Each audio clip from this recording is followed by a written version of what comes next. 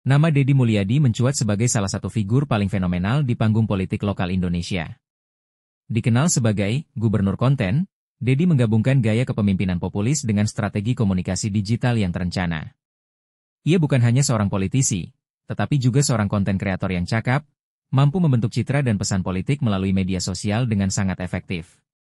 Namun, di balik gaya populis dan konten yang memukau, terdapat banyak kontroversi, kritik, serta tanda tanya besar tentang keberlanjutan, kedalaman, dan arah kebijakannya. Dari Purwakarta menuju Jawa Barat, sang raja politik lokal.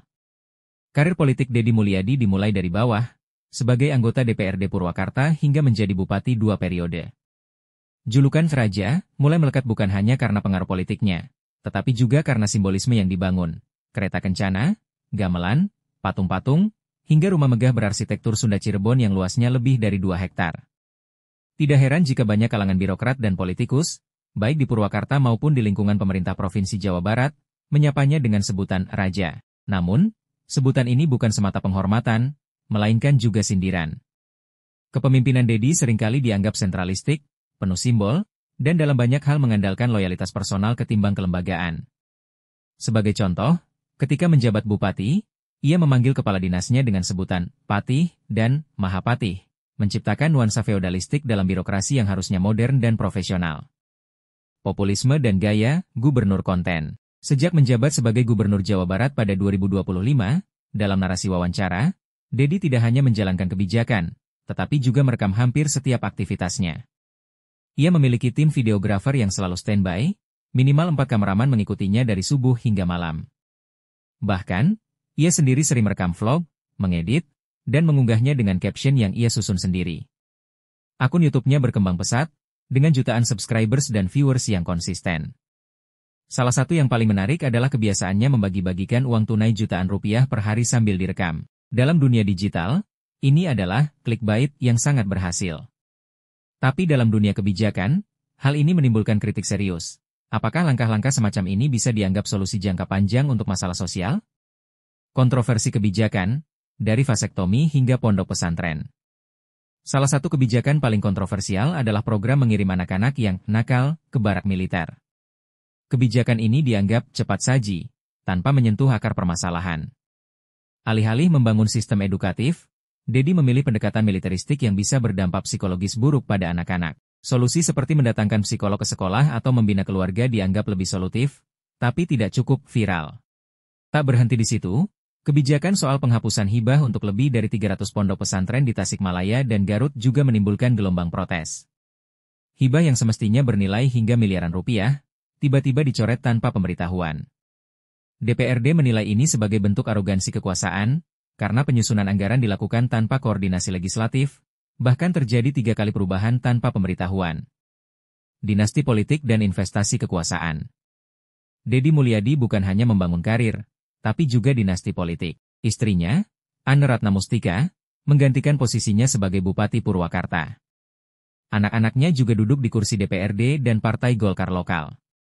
Ia dianggap menanam akar di berbagai daerah, bahkan sampai mengatur siapa yang harus menang dalam pemilihan legislatif lokal.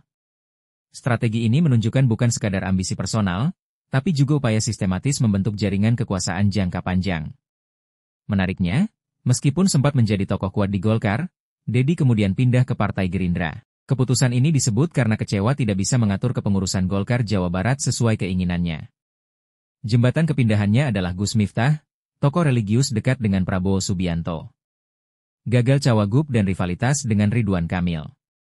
Pada Pilgub Jabar 2018, Deddy Mulyadi gagal menjadi wakil gubernur berpasangan dengan Deddy Miswar, kalah dari pasangan Ridwan Kamil UU Ruzhanul Ulum. Sejak itu, hubungan dengan Ridwan Kamil mengalami pasang surut.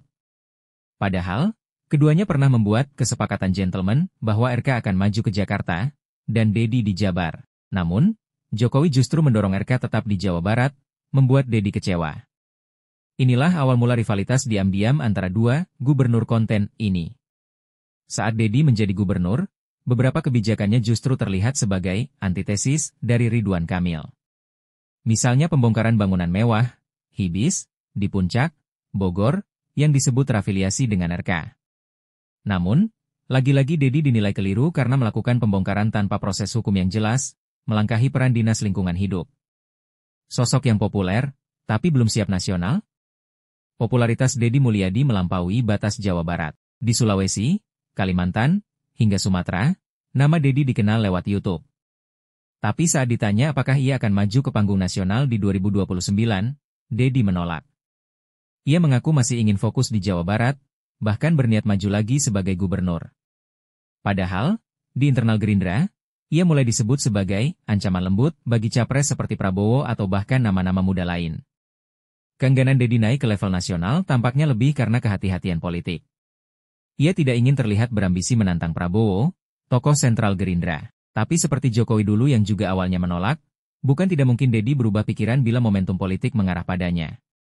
Kritik Tempo, populisme yang tak menyentuh akar masalah. Dalam laporan investigatifnya, Tempo menyimpulkan bahwa Deddy Mulyadi adalah contoh nyata pemimpin populis. Ia sangat piawai memanfaatkan media sosial, namun seringkali solusi yang ditawarkan bersifat instan dan tidak menyentuh akar masalah. Contohnya, penanganan anak nakal lewat barak militer atau bagi-bagi uang bukanlah solusi jangka panjang. Masalah pendidikan, kemiskinan, narkoba, dan pengangguran memerlukan pendekatan berbasis data, bukan sekadar aksi panggung. Tempo juga mengingatkan akan bahaya pemimpin populis seperti ini, yang bisa mengulangi kesalahan masa lalu. Jokowi dijadikan contoh, dari naik SMK hingga masuk gorong-gorong, strategi populis membuat publik tersihir, tapi pada akhirnya banyak persoalan struktural tetap tak terselesaikan. Antara simbolisme dan substansi. Deddy Mulyadi adalah cermin dari zaman ini, di mana konten bisa lebih berpengaruh daripada kebijakan, dan gaya bisa mengalahkan substansi. Ia bukan hanya politisi, tapi juga performer. Rumahnya yang penuh simbol, gaya bicaranya yang naratif, dan video-video yang menyentuh hati masyarakat adalah modal elektoral yang sangat kuat. Namun, politik bukan sekadar viralitas. Jika ingin menjadi pemimpin sejati yang membawa perubahan jangka panjang, Deddy harus berani melepaskan cara-cara populis dan mulai membangun sistem yang kuat, akuntabel, dan berorientasi pada masa depan. Apakah ia siap melangkah ke fase tersebut, atau justru akan terus mengukir citra sebagai gubernur konten tanpa reformasi substantif? Hanya waktu yang bisa menjawab.